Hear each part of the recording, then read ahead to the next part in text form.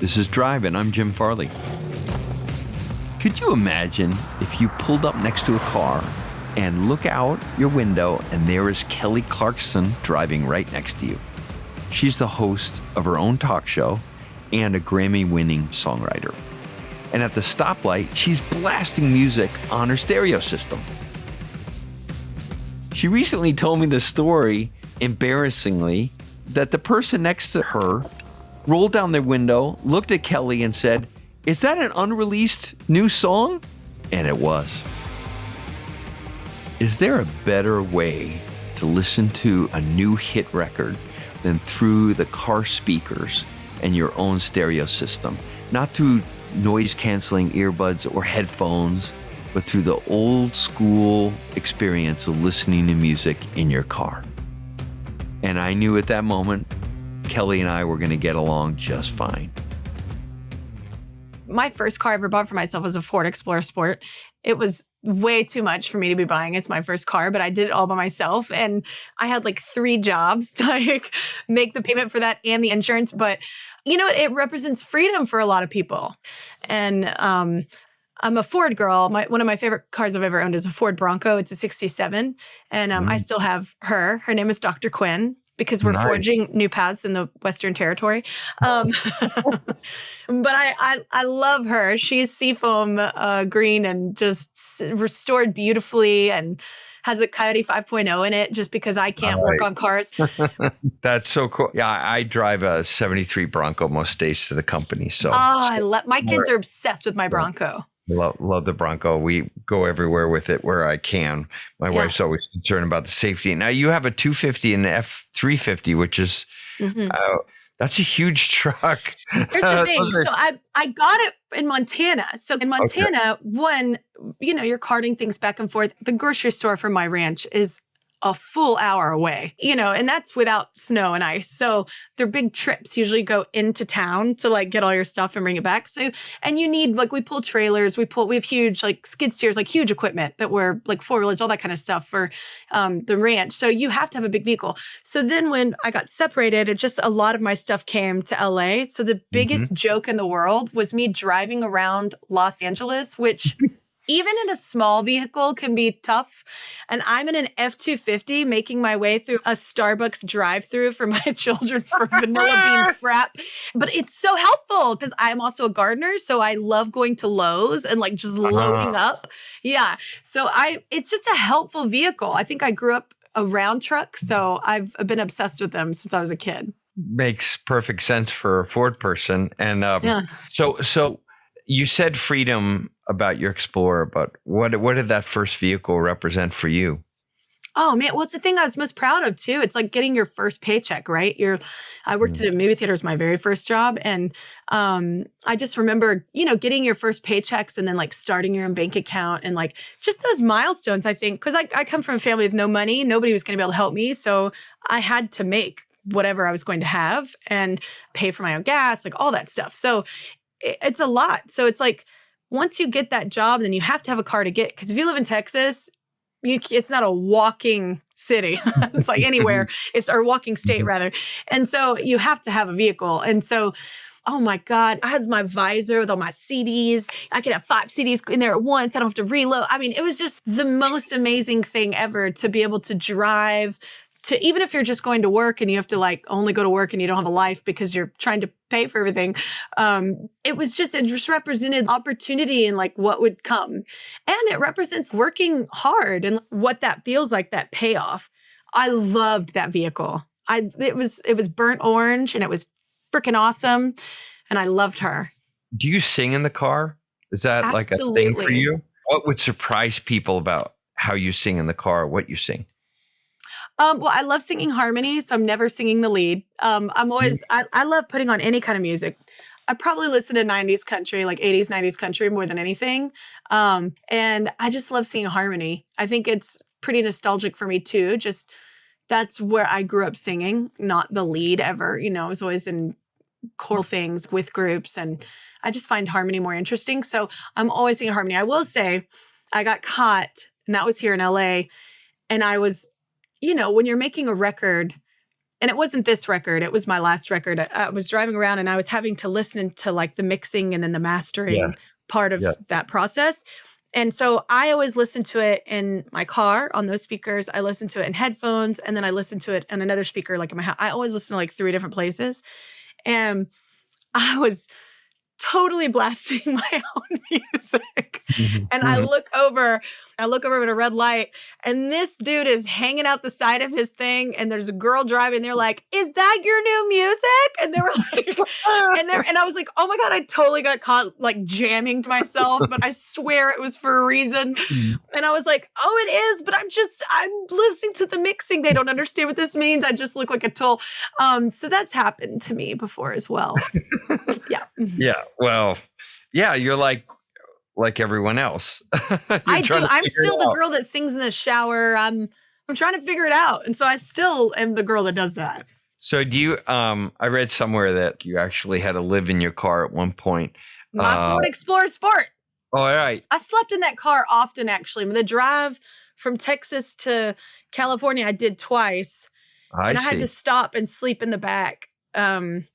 At like truck stops, which I would not advise. It's kind of like a Dateline special waiting to happen. But I didn't have a choice. I was tired. But then I had to sleep, and my place burned down here in LA. Like after high school, I moved out here for a bit and worked, and then my place had burned down, and I just didn't have anywhere to go. So I had a Crunch gym membership, and I had my car, and I still had that membership to last at least the next month. And so I would shower there, right, live in my car, and go to work.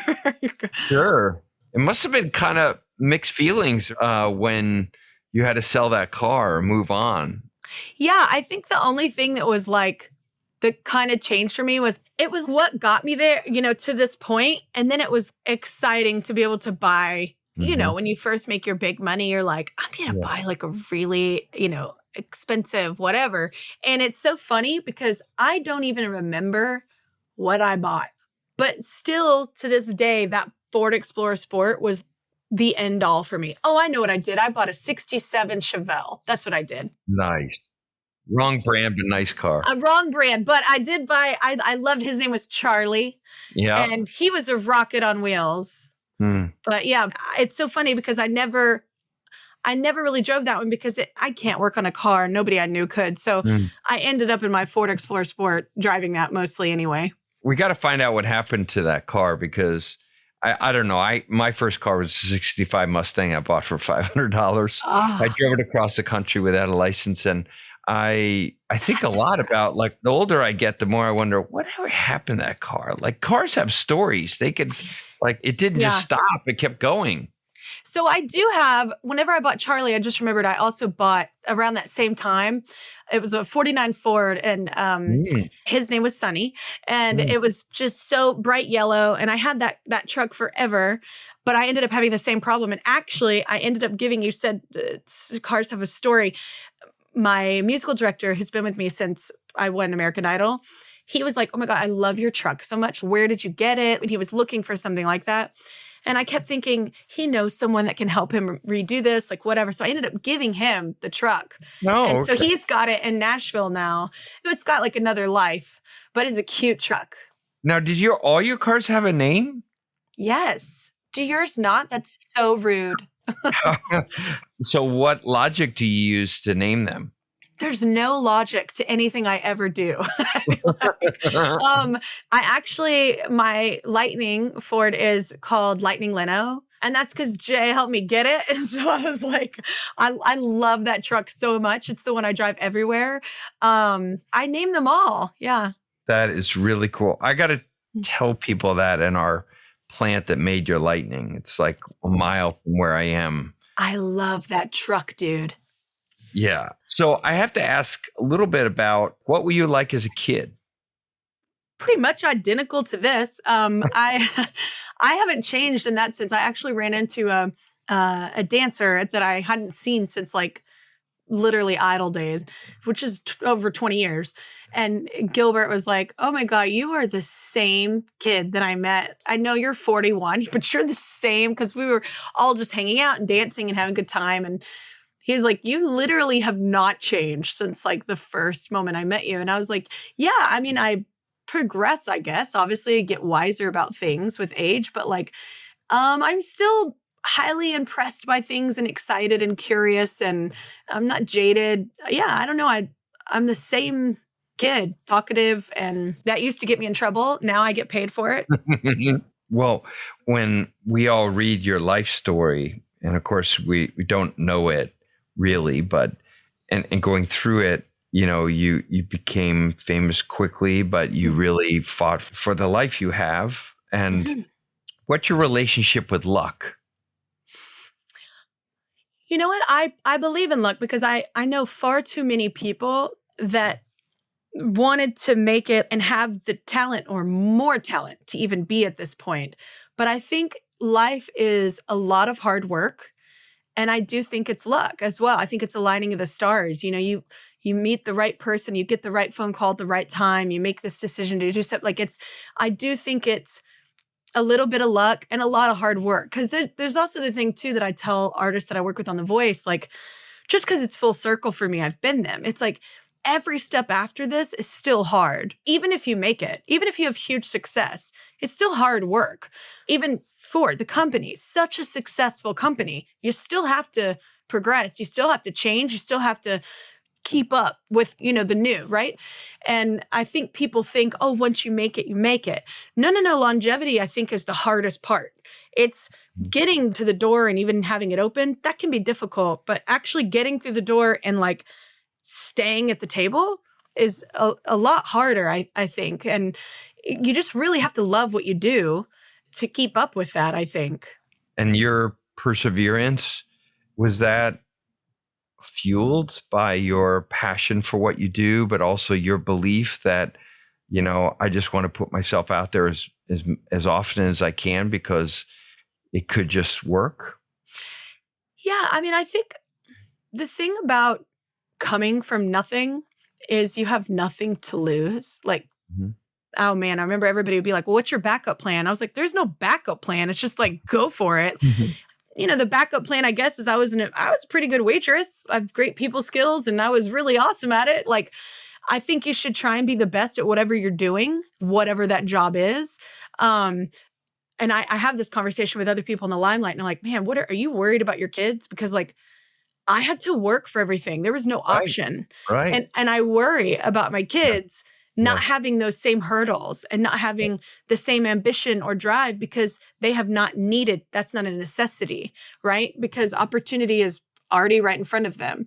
So there's, ways in which I plan on the older they get and making them work for that. Because my favorite thing to say to them is like anytime my kid will be like, well, why can't we just order it? And I'm like, oh, because that costs money and like you don't have any. And they'll be like, no, we have lots of money. I'm like, correction. I have lots of money. I was like, you haven't earned anything at this point. You are just living here rent free, which is fine. But like, you have to work for that. My kids are already excited. My daughter wants to work at a coffee shop so bad and she's about to turn 9. But she wants to make her own money and she loves that Great. environment. But it's like, I do plan on making my kids work for everything that they do. Like, because it's only going to make them better. It's going to make it worth it. It's going to make that first time I said I got my Ford Explorer Sport and I felt empowered. Like you want your kids to experience that. So that's a little tricky, but I think a lot of drive and perseverance and all of that comes from necessity. Were you raised to be independent or were you more raised to rely on others? I definitely not the latter. My mom, it's, a part of my life was a single mom and, working to survive and had no help whatsoever. And then, even when she got remarried, it was just, I was very independent. My mother, had no choice. Like there was no help. So it was like, you have to go do this. If you want this, like you have to do this. Mhm. She had a teacher salary. We all know they don't make anything. So we were barely surviving. And definitely never thriving, which I'm thankful for. I didn't know any different. And at the same time, like in hindsight, like I see other people that had the same, we grew up in the same area and it's like they just had everything handed to them. Even if it wasn't a lot, but it was still handed to them and they didn't have to work for anything. And that shapes your character, your personality, your drive, what you're going to do. Like what success comes from that. Like, I think having to work for it is good. Totally agree with you. And Hmm. every retrospect, completely agree. I think having a job as early as possible is, Yeah. especially a service job like a waitress. I was a caddy. Yeah. You quickly realize that there's a lot of jerks in the world and a lot of nice people, mostly nice people. Yeah. But in a service job, you like get to meet them all. That's what I think everyone during high school, right out, everyone should have to do some kind of service industry job. Yes. We've all gone out to eat with those people that have never been Mhm. in the service industry. And you're Mhm. like, Jesus, you're not the only person here ordering food or drink. Like, it's like, there's other people here. I don't know if you've noticed them, but you can tell though. And it's sad because it really does enlighten you to like not only how people act towards you, but how you react and how you prize certain people. And you're more apt to hire people that are from that. Like, I'm more apt to hire someone that's been in the service industry for something because you know what it is to work your tail off and maybe not be appreciated for it, one. Yeah. And two, you just really know you're a hard worker.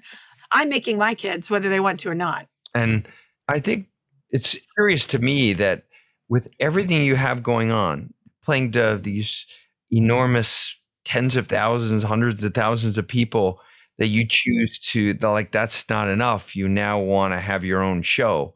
So that's amazing. Well, Uh, it wasn't. I said no the first two times. So I you didn't did. want it. Yeah, I see. because and when it comes to talk shows, like think of the most famous talk show hosts. They're usually either Mhm. comedians Mhm. or they're actors or they're journalists. I am not one of those. So I was like, why would I do this? But I am glad that I was convinced to do it. And I, finally said yes, because I have a great team and I love talking to people. I'm naturally curious. I get to have a different kind of creative lane with that. So that's why I do think you should say yes to things that make you uncomfortable, because sometimes you just never know what life will hand you, or what Mhm. different opportunity might come from it. What have you learned about interviewing people? And do you have any tips for me? Because I'm having to learn how to do this. So And I don't know if you've had a hard time with this, but listening right off the bat was hard for me because I switched. So usually I'm the person that Mhm. producers would be like, oh, we love when Kelly comes on because she's so talkative. And sometimes people can be very shy or they don't want to say too much or be embarrassed on TV. And I'm like, blah, I will say anything. So usually I'm like, everybody's like, oh, she's a great guest because she's so talkative. Well, when you're on the flip side, it took a minute for me not to be so communicative constantly, like relating. You have to listen. That's more the job than anything, than Yes, talking. yes, So, and I yes. know that sounds so horrible to say about oneself, but it took me a minute to stop talking and just listen. That was like the hardest thing for me to do because I love connecting with people. Makes total sense for me because, well, I don't know, as a business leader, I was always taught by Yeah, you're the a one peer talking. team, like how to communicate and get Mhm. information across. In your case, entertaining people, and so you're used to being on the other side of it. Yeah. No, it's Yeah. totally different. Yeah. So when you adjust from performing in a stadium with like all these people to Mm. millions of people through a camera and a live audience, how do you adjust to such a different audience experience for you? Well, what's interesting for me is I actually started on camera with a live audience. So I Oh, actually, with Idol, I remember them telling us because there was no audience until like the top five. So we were literally performing to this they were like, look for the red light. We were like, what? And they were like, that means it's recording. I was like 19 years old, like, okay. And so I literally was performing to a red light and like the most blacked out room, nothing, you couldn't see anything.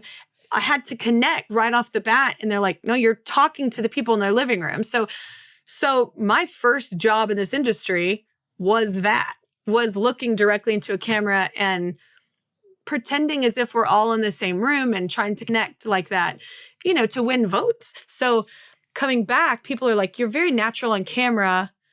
And I was like, well, I feel like I just kind of started that way. So I just didn't know I didn't know differently. Right. I'm really fascinated with the audience transition. You must be a really adaptive person, like Mhm. to do all those things. And I know you'll probably say, well, it's no big deal. I'm trying to figure it out. But it's pretty amazing when you describe all the different experiences you've had and how adaptable you are. Where does that come from? Well, I think I have a dysfunctional childhood to thank for that. I didn't know it was. In hindsight, you look back and go, "That wasn't normal," but it was normal for me. So we moved a bit in schools and cities and states.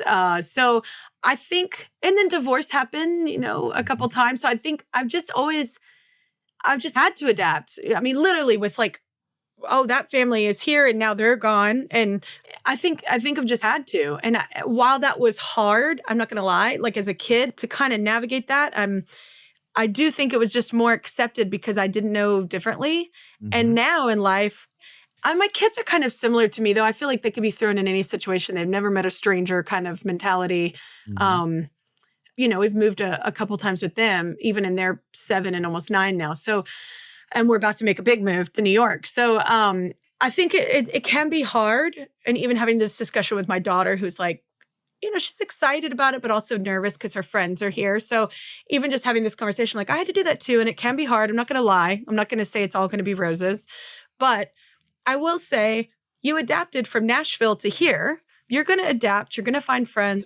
I think it does help you in the end of like not being locked into this one comfort zone, right? So I think my childhood is why I'm like that. To me, it's interesting when I meet people like you and I listen to their story and their success. So much of it is founded in difficult times Hmm. where we're not even aware that Hmm. it's that difficult. And but when we look back, we're like, okay, that's why I'm able to do this or that Yeah. successfully. Welcome to therapy. Yeah. I, well, I think in your case, it's to me amazing. And also that you're a car person too. I have to ask you this question. It's Yeah. been wonderful to get to know you, and like so many people have ideas about you, but to really talk to you as a person, I wanted to end this way, which is, do you have any advice for me as the head of Ford? Or if you ran Ford for a day, what would you do? Oh. Would you like Um, go to our test track and do donuts or jump Raptors, or would you? I think I want more than a day because I'd be Okay. more than a day. I'd want to, I don't know. I think it's the most incredible. We don't think of things as art, but they really are. Like you forget creating a car, its aesthetic appeal, the gadgets inside that make your life easier, the smoothness of the ride, from hydraulics. Like if you really are like, oh, just, I think that's the most incredible thing to have that kind of brain that can create like, hey, this is accessible. This would be cooler for kids, or this would be like, even how like my Lightning, I could power my entire house from Yes. that truck. That's Yes. incredible to me, especially in a city that has power outages. So Yes. it's just like, it's just a really cool thing. But I don't know. My big thing is like, I don't even know the logistics behind it, but like even creating solar somehow for Hmm. the electric cars where you don't always have to plug in. Like, I don't know. I think there's something there to that as well. But I think it would be cool to create a vehicle. So you would want to like get in the design studios, get all Oh the my god, that engineers, would be so fun. and like Yes. let's come up with some, like Jimmy Fallon's pickup truck has a popcorn machine. No, it does not. Yes, it does. That that was his idea. Is like, I want to have a popcorn machine in the back of my like car. Okay, that's kind of convenient if we're going to a drive-in. Just saying. Yeah, It's yeah, like totally. I wouldn't be as fun, I don't think. I'd be Yeah, more you like would be more techie, like practical. Like, practical. Yeah, I'm like practical. I'm not as fun. But maybe I'd ask my kids for things, like ideas. I think we got to do that. So we got to get you to Dearborn. Yeah. I don't think people realize that we only have like an hour to make a car, and it has to last like hundreds and hundreds of thousands of miles. And we Oh my design it, god. but we get all the parts together just in time, and then we only have like an hour to make it, and then it better That's last for like a couple hundred incredible. thousand miles. It's a pretty amazing thing when you see it all come together, industrial ballet. And it's incredible too, because I think people forget, even like making a record, it takes so many people that you Mhm. never see or hear about to even Correct. get that record there. So the Correct. same amount of thing with the factory workers or whoever's making like the design team, from the people like, actually picking the parts and then the people actually putting it together. Like there's a whole system of people that thought all that out. It's Boy, an art form. It's incredible. it is. It's. I wish And a everyone, team effort. like you said about making a record. I wish everyone could really understand. Same with a car. That's my favorite thing. There were only a few of us who started Lexus, and my family's from Michigan. So when I got out of UCLA grad school and decided to work for Toyota, my family's like, I'm glad you have a job, Yep. but you're not welcome in my house anymore. So I didn't go home for 8 years. I wasn't welcome. I worked for the enemy. Oh my God, that's incredible. Yeah, I was kind of thrown out of our family. Talk about your cousin. You were the black sheep, like that film. Oh yeah. Yeah. I was a black sheep from business, but Chris definitely worked really hard in getting kicked out of any organized event for our family. We had one family reunion where I think he had got kicked out of college his fourth time, and he had just lost his job as a swimming guard in Madison, Wisconsin, which is like a 2-month job max. It's really seasonal job. He just lost that job because he partied all night and slept through He's a creative. Yeah, you got to watch out for us. We went to a bar. He stole every picture in the bar and brought it home to our house. And the police came the next day because the bar wanted all the pictures back. That was Chris. He was always the same guy. Consistency is admirable. He was very consistent. Yes. We started a Cinnabon fight in the Chicago O'Hare Airport. We were trying to get back to my grandmother's funeral. All I heard was you possibly wasted Cinnabon. Yeah. No, he bought all the Cinnabons out of the restaurant in the O'Hare Airport and then gave them to people, and we started a huge food fight. And then we got kicked out by the police. We got kicked out of O'Hare, and then we missed our connecting flight and missed my grandmother's funeral. That's Chris Farley right there. That's my cousin. We had a great time, but no one in Madison, Wisconsin understood why we had totally missed the funeral, because it was really funny and we had a good time. Did you own the story or did you make up a different one? No, we owned it. We were like, my dad's, where the fuck are you been? God damn it. You missed your own grandmother's funeral. It's like, well, I don't know, Dad. We started a food fight in O'Hare Airport and we got in trouble. Oh my God. I'd change that story and polish it and be like, we connected with so many people there. We made friends with so many people there. You got to politician that up. You got to make it sound different. That's a good idea. I have like 1,000 stories like that for Chris. Yeah, you got to polish them to where you're such a great humanitarian. Between us. For now. Cool. There you go. Well, best wishes on everything, Kelly. Thank you so much for your time. It's been such a treat to meet you, and we love the fact that you love your Fords. Love all of them. Anyways, thank you most of all for your time. We know how valuable. Absolutely. Yeah, no, thank you so much. And thanks for asking cool questions. I've been doing interviews like the past 2 weeks, and this was different from every one of them. So thank you. I'm an amateur, but I think that's maybe the beautiful part of it is people don't realize, like, just asking your own curious questions is like, it's far more interesting sometimes, you know? All right. Have a good afternoon, Kelly. All right. You too, Jim. Bye, y'all. Good success. Bye.